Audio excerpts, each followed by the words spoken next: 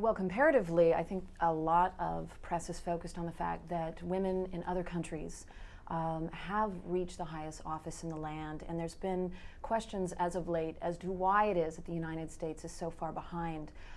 In terms of comparing the U.S. to other countries, it's very clear that women in other countries take two dominant paths to the highest leadership positions that are simply not available in the United States.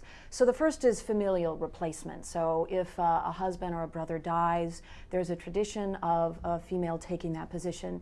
And the second, which is even more common at this point, is working your way through a parliamentary system rather than having presidential elections where you run for the highest office in the land on your own.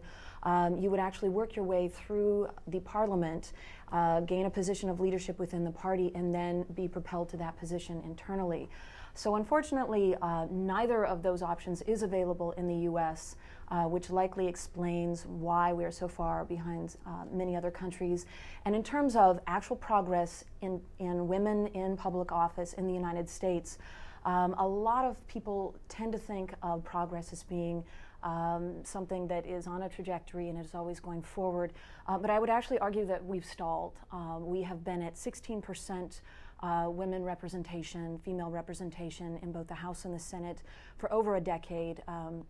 In terms of statewide elective offices, we're now down to less than a quarter comprised of women, and that's down from a high of 30% in 1992.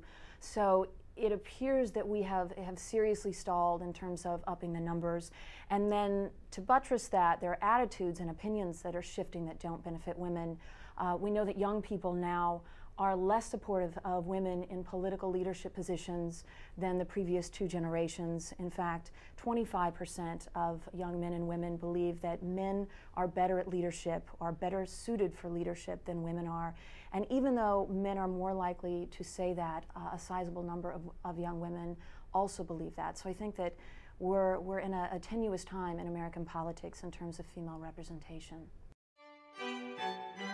This excerpt is brought to you by the Massachusetts School of Law, the leader of reform in legal education and a leader in multimedia education for the public. To view the full interview and for a full listing of MSL's programs, log on to mslaw.edu.